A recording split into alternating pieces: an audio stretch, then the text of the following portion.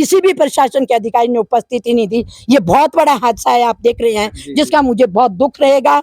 और जब हम अपने प्रशासन की हर सेवा में जुड़े रहते हैं, उनके आदेशों का हमेशा अनुपालना करते हैं, किंतु जब हमारे ऊपर ऐसी आपत्ति आती है तो प्रशासन सो जाता है। क्यों ऐसा क्यों होता है? मेरी जनता, आज मेरा ये परिवार इतना दुखी है कि मेरा दिल, मैं सारी रात खुद नहीं सो पाई पर मैं जितना मैं कर सकती हूँ करूंगी। प्रधान जी, आपके इलाके में ये हादसा हुआ, किस तरह से देखते हो? क्या कारण रहा होगा और कितना नुकसान हुआ है, आप बताएं, क्योंकि आपने खुद देखा है। हाँ बिल्कुल, बड़े ही दुख का विषय है कि देखो, मेरी पंचायत के अंदर ये बहुत ही बड़ा और बड़ा ही दुखदायी हादसा हुआ है, जिसको कहते हैं कि प्रत्यक्ष को प्रमाण की जरूरत नहीं। आप स्वयं देख रहे हैं कि हर चीज, मकान जो है पूरी तरह से क्षतिग्रस्त हो चुका है। और यहाँ जब मैं कल, मुझे 1:30 बजे पंचायत में ये सूचना मिली कि भाई ऐसे ऐसे धावन गांव में जो किसी मकान को आग लग चुकी है, तो यहाँ से मेरी वार्ड मेंबर सीमा कश्यप भी है, उसको फ़ोन आया और जैसे ही हमें ये सूचना मिली, मैंने अग्निशमन विभाग को जो है वो सूचित किया कि जल्द से जल्दी वहाँ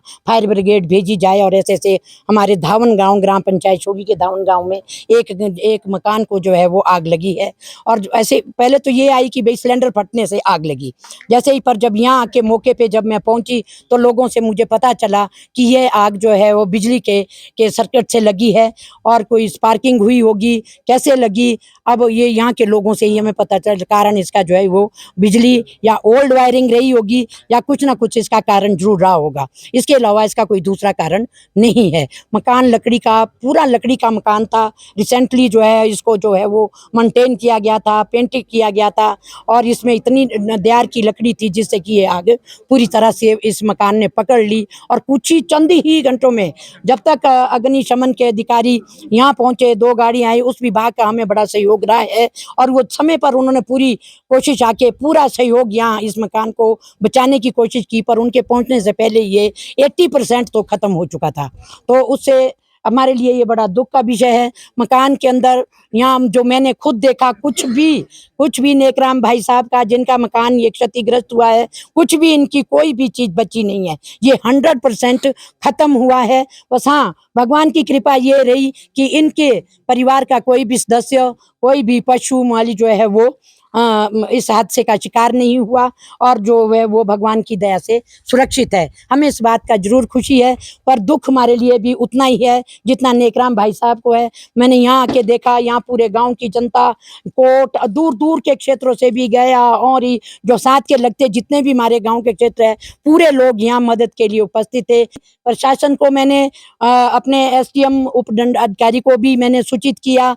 मैंने अपने विधायक श्री विक्रमादित्य जी के PA श्री गोपाल शर्मा जी को भी सूचित किया और अपने तहसीलदार साहब को भी मैं फोन करती रही और अपने टूटू ब्लॉक के हमारे जो ब्लॉक खंड अधिकारी है मिस्टर निशांत शर्मा जी, जो बहुत ही अच्छे इंसान है, उन्होंने मेरे को, जब मैंने उनको फोटो भेजी तो बहुत दुखद, तो उनको बहुत दुख हुआ और उन्होंने बोला प्रधान जी यहाँ की पूरी अच्छी रिपोर्ट बनाकर मुझे भी भेजो और मेरा पूरा सहयोग रहेगा उनकी मदद करने के लिए।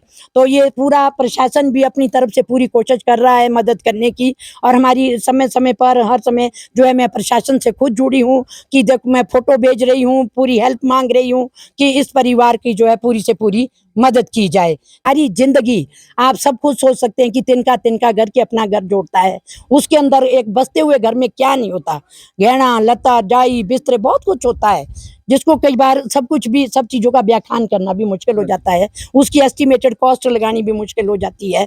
पर बस एक छोटे से और कुछ संक्षिप्त रूप में कहा जाता कि इनका बचा ही कुछ नहीं है, इनकी पूरी 100% जो है वो इनका नुकसान हुआ है।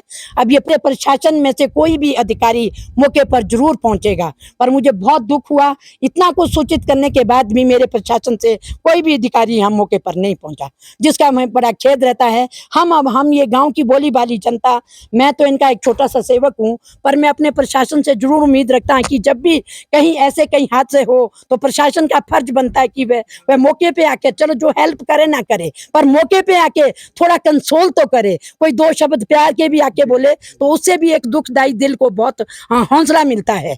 मैं जैसे ही मुझे खबर मिली, जो मेरा फर्ज बनता था, मैं आई। मैंने भी क्या किया, मैं तो इनकी कोई हेल्प भी नहीं कर पाई, क्योंकि पंचायत में हमें इस तरह का कोई भी फंड नहीं दिया जाता जिससे हम यहाँ आके इनके अपने जब भी कभी हमारी पंचायत में ऐसे हादसे हो उससे तुरंत हम कोई एक बोलते हैं कि मौके पर कोई हेल्प कर सके लोगों की।